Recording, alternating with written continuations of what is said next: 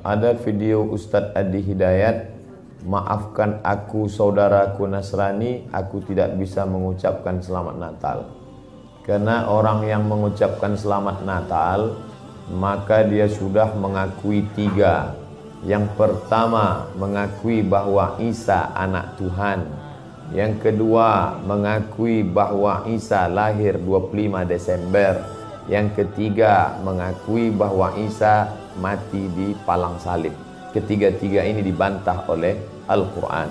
Bahwa Isa anak Tuhan dibantah. Laqad kafaral ladzina qalu innallaha salisu salasah. Kafirlah orang yang mengatakan Isa Trinitas dan anak Tuhan. Tentang Nabi Isa lahir tanggal 25 Desember dibantah. Ketika Maryam memegang Isa, tidak ada makanan karena terlahir di tepian kota. Allah memerintahkan menggoncang pangkal batang pohon korma, tusakit alaiki rutaban jania, gugur buah korma yang mengkal. Buah korma mengkal ada pada musim panas bulan Juli Agustus. Ketika Isa lahir, kambing-kambing sedang digembalakan di padang rumput, sedangkan bulan 12 rumput tidak tumbuh karena tertutup salju. Maka 25 Desember bukan hari kelahiran Isa, tapi hari raya merayakan Dewa Mitra, Dewa Matahari, yang diambil oleh Kaisar Konstantin dari Konstantinopel. Lalu kemudian tentang Isa mati di palang salib dibantah Al-Quran.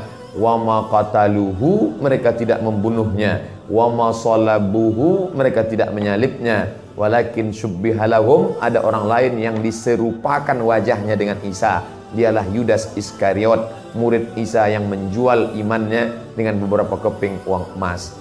Saya punya kawan Kristen Masehi, tapi dalam masalah hubungan baik, masalah ngasih makanan, masalah beri pakaian, oke. Tapi kalau sudah terkait dengan akidah, wala ana abidu ma'abadtum wala antum abiduna ma'abud lakum dinukum waliyadin. Tentang masalah tahun baru, apakah 1 Januari itu bersih, tidak ada hubung kait dengan agama? Maka tidak benar. 1 Januari 2018 Masehi, seolah-olah Masehi terkait dengan Al-Masih Isa alaihissalam. Itu kalender dibuat oleh Kaisar Julian dari Romawi kuno. Kaisar Julian membuat kalender, maka dibuat nama dia Kaisar Julian, maka disebut Julian kalender. Lalu kemudian Julian kalender dibawa ke Vatikan, dirobah oleh Kaisar Raja Pendeta Paus Vatikan bernama Paus Gregorius. Maka sampai sekarang disebut dia dengan Gregorian kalender. Lalu kemudian ketika terbentuk PBB, United Nation, Persatuan Bangsa-Bangsa, bingung mau pakai kalender apa? Di dunia banyak sekali kalender. Maka diseragamkanlah, dipakailah Gregorian kalender. Yang sebelumnya kita kerajaan Pasundan, kerajaan Demak, kerajaan Riau, Sendripura itu pakai kalender Hijriah. Termasuk Yogyakarta pakai kalender Saka, karena Sultan Agung Jawa mengkawinkan antara kalender Jawa dengan kalender Hijriah. Karena ingin mendamaikan antara Jawa dengan Islam. Maka setiap menyambut tahun baru Saka sekaligus menyambut tahun baru Hijriah. Kalender Masehi muncul belakangan, tidak tepat penisbatannya kepada Al-Masih karena Isa tidak tahu menahu tentang itu. Itu murni diambil oleh Kaisar Gregorius yang diambilnya ke Vatikan menjadi Gregorian kalender. Jadi kita menyatakan tahun baru, betul tahun baru, tapi tahun baru Romawi. Tahun baru Romawi, jangan kaitkan kepada Isa alaihissalam. Dia masih terkait. Adapun tahun baru Jepang tak ada terkait dengan akidah. Nah, ini tahun kalender yang baru. Tidak meyakini bahwa dengan kalender yang baru ini nasib berubah menjadi baru. Siapa yang asap malam itu paling banyak mengepul ke atas, maka rezekinya yang paling murah. Lalu membakar ayam sampai 2000 ekor. Nah, oleh sebab itu saya anjurkan anak-anak muda, remaja-remaja masjid, tanggal 31 malam tanggal 1 setiap masjid semuanya buat kajian, iktikaf, zikir, muhasabah supaya jangan keluyuran ke sana kemari. Hanya 2 saja. Anak-anak muda pergi ke masjid mulai jam 10, jam 11, jam 12, jam 1, jam 2 atau habis isya tidur. Saya nggak bisa tidur Pak Ustadz. Biasa malam kalau nggak bisa tidur, habis isya makan Antimo 2. Nguap tidur langsung. Itu saja. Adapun nanti Ustadz malam tahun baru apakah buat muhasabah di masjid? Enggak. Saya berangkat 28, 29 umroh, maka tahun baru di Madinah. Tahun lalu juga begitu. Tapi tahun sebelumnya dibuat acara muhasabah. Wallahu a'lam. Ustadz, bagaimana hukum merayakan tahun baru Masehi menurut pandangan Islam? Memakai kalender Masehi, ini panjang ceritanya. Siap mendengar ceritanya? Ada seorang kaisar dari negeri Romawi. Romawi itu sekarang Rome, Eropa. Kaisar ini namanya Kaisar Julian. Siapa namanya? Kaisar Julian. Kaisar Julian membuat kalender. Itulah dia kalender Januari, Februari, Maret, April. Kebetulan saya lahir bulan Mei. Apa arti Mei? Maybe yes, maybe no. Maka setiap bulan-bulannya ada maknanya. Kaisar Agustinus, dibuatnya Agustus. Ada patung, kepalanya 2, satu ke sana, satu ke sana. Maka patung itulah dibuat tahun bulan pertama, namanya patung Januari. Kenapa Januari dibuat di awal? Karena kepalanya 2, menghadap ke sana 2017, menghadap ke sana 2018, menghadap ke sana 2018, menghadap ke sana 2019. Ini Kaisar Julian punya nama. Lalu kemudian Kaisar Julian meninggal, kalender ini diambil oleh Paus di Vatikan, namanya Paus Gregorius. Siapa namanya? Gregorius. Dirubah nama kalender ini bernama Gregorian Kalender. Makanya cari di internet Gregorian Kalender. Karena yang membuatnya Paus Gregorius. Dimodifikasinya.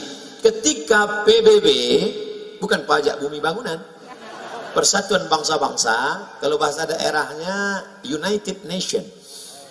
Nation bangsa-bangsa, United persatuan. Manchester United itu sepak bola.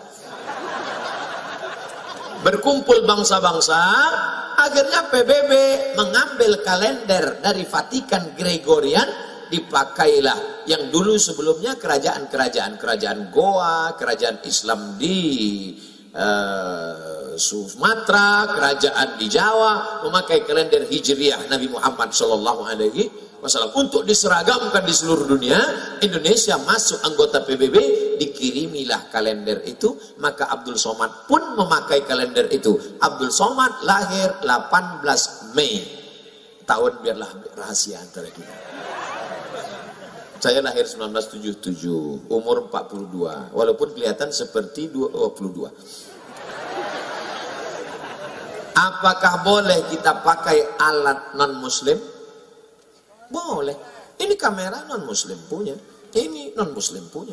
Alat non-muslim dipakai boleh, termasuk memakai kalender boleh. Tapi ketika sudah masuk dalam ritual ibadah, meniup trompet, tiupkanlah trompet. Wah, itu sudah masuk dalam ritual. Lalu kemudian menyala-nyalakan lilin, sudah ritual. Maka oleh sebab itu, apalagi membuang waktu percuma, apalagi sampai membawa anak gadis orang yang tidak mahram. Kalau istri saya bawa Pak, tak apa-apa, asal istri orang yang kau bawa. Nah, oleh sebab itu maka kita jaga. Tidak ada cara lain. Kalau kebetulan malam tahun baru itu nanti ada acara zikir di masjid, Ustadz membuat acara tabligh akbar zikir, datang ke masjid, iktikaf. Tidak ada Pak Ustadz, habis isya tidur. Saya nggak bisa tidur cepat, kan udah aku kasih tahu obatnya tadi. Habis itu tidur jam 8. Asal udah dimakan obat itu 2 menit kemudian tidur. Selamatlah engkau insyaallah.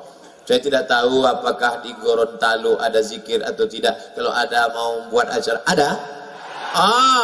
Bagus, datang, hadir.